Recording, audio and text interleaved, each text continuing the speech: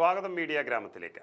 കോൺഗ്രസിൻ്റെ 90% പ്രവർത്തകരും വലിയ വേദനയിൽ നിൽക്കുന്ന ദിവസമാണ് ഇന്ന്.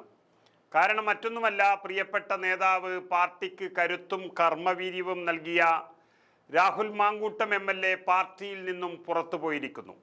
ഒരു ദയയും ദാക്ഷിണ്യവുമില്ലാതെ പാർട്ടി നേതൃത്വത്തിലെ ചിലർ ചേർന്ന് അടിച്ച് പുറത്താക്കിയിരിക്കുന്നു എന്ന് വേണമെങ്കിൽ പറയാം.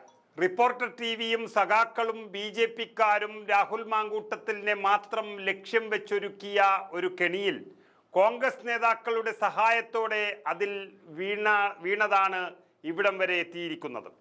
കോൺഗ്രസിനെ തകർക്കണമെങ്കിൽ ഇന്ന് ഏറ്റവും പ്രധാനപ്പെട്ട പൊസിഷനിൽ നിൽക്കുന്നത് രാഹുൽ മാങ്കൂട്ടമാണ്. പിണറായി വിജയനെയും CPMനെയും അടിച്ചോടിക്കുകയും പാർട്ടിക്ക് അതിശക്തമായ കരുത്ത് നൽകുകയും ചെയ്ത മാങ്കൂട്ടം നിയമസഭയ്ക്കകത്തും CPMന്റെ പേടി സ്വപ്നം തന്നെയാണ്. അപ്പോൾ അവരുടെ ആദ്യത്തെ ടാർഗറ്റ് എന്ന് പറയുന്നത് മാങ്കൂട്ടം തന്നെയായിരുന്നു. അവർ അതിനെപ്പറ്റി ഗവേഷണം നടത്തി. രാഹുൽ മാങ്കൂട്ടത്തെ തകർക്കാൻ കഴിയുന്ന ഏക വിഷയം പെണ്ണുകേസാണ് എന്നവർ മനസ്സിലാക്കി. അതിന് കള്ളത്തെളിവുണ്ടാക്കാനും വാർത്തയാക്കാനും സമൂഹത്തിൽ നാറ്റിക്കാനും CPMും BJPയും തീരുമാനിക്കുകയായിരുന്നു. അതിനവർ റിപ്പോർട്ടർ TVയെ ഉപയോഗിച്ചു. റിപ്പോർട്ടർ TV ആണെങ്കിൽ തട്ടിപ്പിൻ്റെ ആശാന്മാരായതുകൊണ്ട് അവർക്ക് ഭരണം കയ്യിലുള്ള BJPയെയും CPMനെയും വേണമായിരുന്നു. അവർ പറയുന്നത് എന്തും അനുസരിക്കുകയും ചെയ്യുന്നു. രാഹുൽ മാങ്കൂട്ടം തെറ്റ് ചെയ്തിട്ടുണ്ടോ എന്ന് തീരുമാനിക്കേണ്ടത് റിപ്പോർട്ടർ TV അല്ല.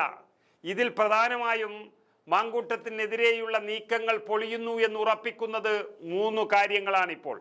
അതായത് രാഹുൽ വെറുക്കപ്പെട്ടവൻ എന്ന് പറയുന്നതിന് അന്തരീക്ഷത്തിൽ കിടക്കുന്ന 3 കാര്യങ്ങൾ.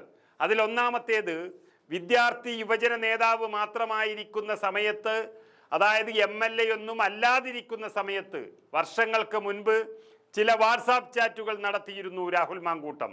അത് പറവൂർ സ്വദേശിനിയും VD സതീശൻ തനിക്ക് പിതൃതുല്യൻ എന്ന് പറയുകയും ചെയ്യുന്ന ഏഷ്യാനെറ്റിലെ മുൻ വാർത്താ അവതാരകയായ റിനി ജോർജിന്റെ പരാതിയാണ്. റിപ്പോർട്ടർ ചാനലിന്റെയും CPMന്റെയും നേതൃത്വത്തിൽ ചില കോൺഗ്രസ് നേതാക്കളുടെ സഹായത്തോടെ പുറത്തുവിട്ട ആരോപണം. അതിൽ പറയുന്നത് തനിക്ക് പരാതിയില്ലെന്നും വാട്സാപ്പിൽ കമന്റ് അയച്ച രാഹുലിന്റെ സ്വഭാവം അത്ര ശരിയല്ലെന്നും അത് നന്നാക്കണമെന്നുമാണ്. ഒരു നേതാവിനെതിരെ പലതും പറഞ്ഞ് പരാതി നൽകാനില്ല എന്ന് പറയുന്നത് ഭീരുത്വമാണ്. ആദ്യത്തേത് അതാണ്. അതുകൊണ്ട് തന്നെ അത് പൊളിഞ്ഞു പാളീസാകുന്നു എന്ന് പറയാം. മറ്റൊന്ന്, ട്രാൻസ്ജെൻഡറായ അവന്തികയുടെ പരാതിയാണ്. മാധ്യമങ്ങൾ ചേർന്ന് രാഹുലേട്ട നിങ്ങളെ കുടുക്കാൻ പദ്ധതിയിടുന്നു എന്ന് പറയുന്ന ഫോൺ കോൾ നടത്തിയവൾ BJP നേതാവിൻ്റെ അടുപ്പക്കാരിയായതുകൊണ്ട് സംഗതിയാകെ മാറിക്കഴിഞ്ഞു.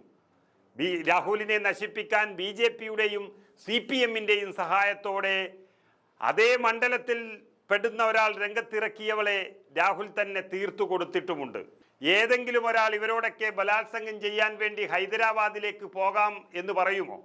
രാഹുൽ മാങ്കൂട്ടത്തിനെ കുറിച്ച് അങ്ങനെ പറഞ്ഞപ്പോൾ തന്നെ കേരളം ഉറപ്പിച്ചതാണ് ഇതിലെ ചതി. ഇനി മറ്റൊന്ന് ഗർഭഛിദ്രമാണ്. ഇതാണ് ഏറ്റവും പ്രധാനം. ഒറ്റ ചോദ്യം മാത്രം ഇവിടെ ചോദിക്കുന്നു, ഈ പെൺകുട്ടി അല്ലെങ്കിൽ ഈ യുവതി ആരാണ്?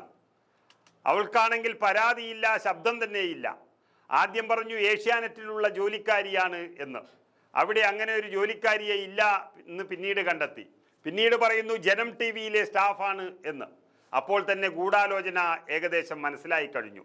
ഇതുവരെ ഗർഭമുണ്ടായവൾക്ക് ഇപ്പോൾ പരാതിയുമില്ല, കോടതിയും വേണ്ട, പോലീസും വേണ്ട. ഈ റിപ്പോർട്ടർ TVക്കാരൻ അവളെ സംരക്ഷിച്ച് സൂക്ഷിച്ചു വെക്കുന്നു എന്നാണ് ഇപ്പോൾ പറയുന്നത്. രാഹുലിനെ തകർക്കാൻ വേണ്ടി മാത്രം ഉപയോഗിക്കാനായി. രാഹുൽ മാങ്കൂട്ടം സ്ത്രീ വിഷയത്തിൽ അല്പം താല്പര്യമുള്ള വ്യക്തി എന്നുള്ളത് നാട്ടിൽ പാട്ടായ സ്ഥിതിക്ക് ആ ആനുകൂല്യം മുതലെടുത്തുകൊണ്ട് അദ്ദേഹത്തെ തകർക്കുകയാണ്. അതുവഴി കോൺഗ്രസിനെയും ഇല്ലാതാക്കുക എന്നു മാത്രമാണ് ഇവരുടെ ലക്ഷ്യം. CPMന്റെയും BJPയുടെയും നേതാക്കന്മാർ തങ്ങളെ പീഡിപ്പിച്ചു എന്ന് പറഞ്ഞ് മാധ്യമങ്ങൾക്ക് മുന്നിൽ മാത്രമല്ല കോടതികൾ വരെ പോയ സ്ത്രീകൾ കേസ് കൊടുത്തപ്പോഴും ഇല്ലാത്തൊരഴിഞ്ഞാട്ടം രാഹുൽ മാങ്കൂട്ടത്തിൻ്റെ കാര്യത്തിലുണ്ടെങ്കിൽ അത് ഗൂഢാലോചന മാത്രമാണ്. പക്ഷെ ചില കോൺഗ്രസ് നേതാക്കൾ എതിരാളികൾക്കൊപ്പം ചേർന്നതോടെ അവർക്ക് കാര്യങ്ങൾ എളുപ്പമായി മാറി എന്നുള്ളതാണ് സത്യം.